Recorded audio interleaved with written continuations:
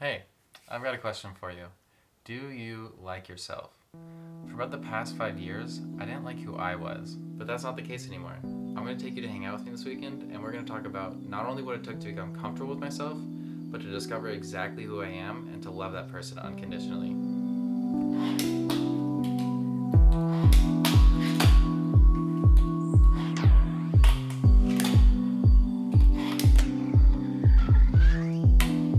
When I started going to therapy, one of the main things we worked on were to fix my negative beliefs I had about myself.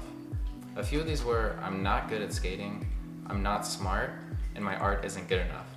And I was telling myself these things every single day without even realizing it. It's no wonder I was so depressed.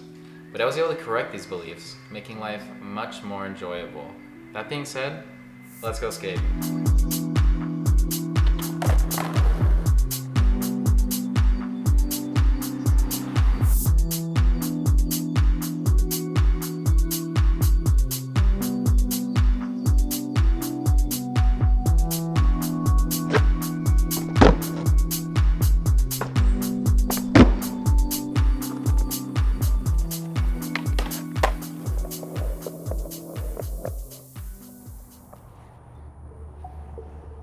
All right, let's talk irrational beliefs. My first one was that I was not good enough at skating for it to be enjoyable anymore.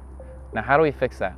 We can break this down and look at the activating event, the irrational belief that caused, and the consequence of that irrational belief. In this instance, the activating event was the fact that I wasn't able to land tricks on film as often as I would like to.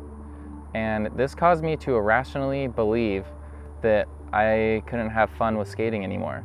And the consequence of that was that I couldn't enjoy what I loved doing anymore. Now I look at just myself and my skateboard and think, can I have fun with just that? Absolutely. My enjoyment from skating isn't dependent on landing a particular trick at a certain skate spot on a day we happen to be out filming. With that irrational belief expunged, we can now replace it with a rational one. Instead of letting an external force control my emotions and dictate what I believe, we can now use an internal force, my mind, and decide I can have fun skating regardless of how productive I am when it comes to landing tricks. Now, I'm going to try and film some tricks, and I won't let it get to me if I don't land a single one. Let's go.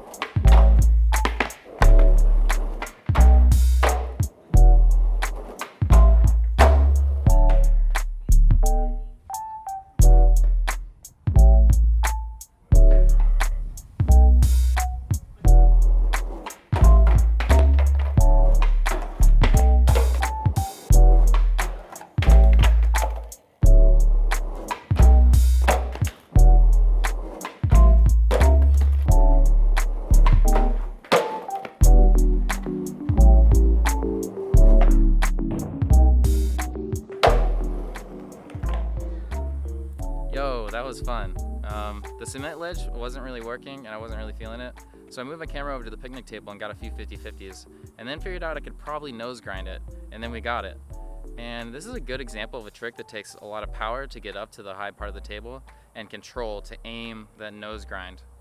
And we're gonna circle back to that later. All right, see you guys in a bit. What's up? We're at Zilker for my buddy James Perry's birthday. Let's go tell him happy birthday.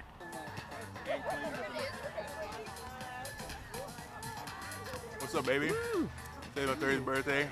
I'm with my favorite friends, eating watermelon, key lime pie, Pine House Pizza. It's a great day. You know what I'm saying? Get it how you live. Take care of your community. One.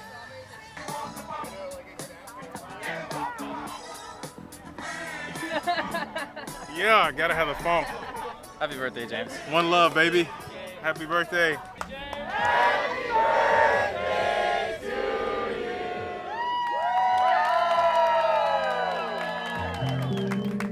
These beautiful people.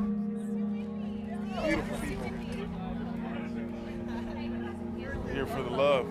Just for the love.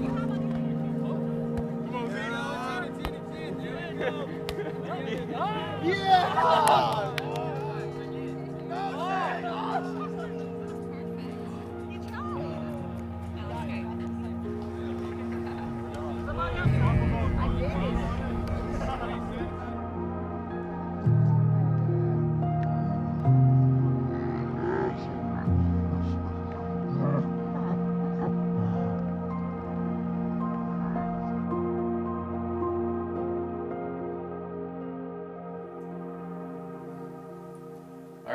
It's the next day, and I'm getting ready to go be a guest on my friend's podcast.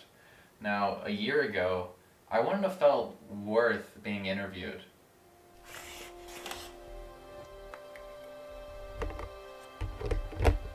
That brings us to my second irrational belief, that being I'm not smart. Now, the activating event that caused this was growing up in a society built for right-brainers, people that are good with words and numbers. I'm a left-brainer, meaning I am creative and lead with my emotions. Now, another technique I've used to help replace these irrational beliefs is to remind myself of examples that contradict that belief. So, I can say, I might not be the best at putting together a spreadsheet or articulating a complex thought, but I sure as hell can take an impressive photograph, curate a great playlist, or make you feel something with my skillful editing. And you have to be smart to do those things. It was realizing this that helped me learn how to become comfortable with myself. I don't have to be the same kind of smart as the numbers guy. I've got my own particular set of strengths, and I'm happy to be using them to do the things that I'm supposed to be doing. I'll see you guys in the studio.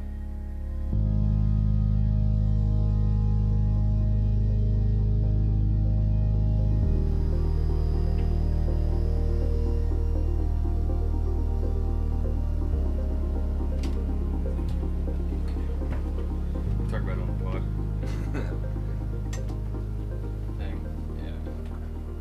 Test.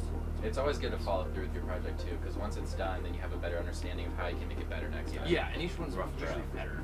After eliminating these negative beliefs about myself, I've been comfortable with exactly who I am, and that's been narrowing down and figuring it out, because I'm figuring out exactly what I want to do. Okay. And I've never been more excited or driven or this is the path I'm supposed to be on. Yeah, that's pretty poignant because it's like you were doing a version of what you wanted to do, and it wasn't quite maybe the right thing, but it helped you figure out via process of elimination what you.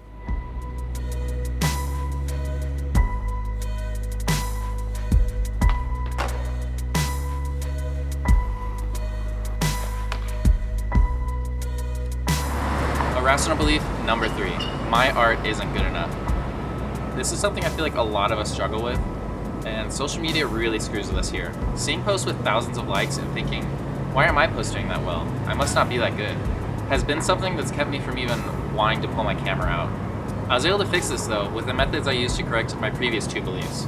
Starting within myself, I can admire my own art.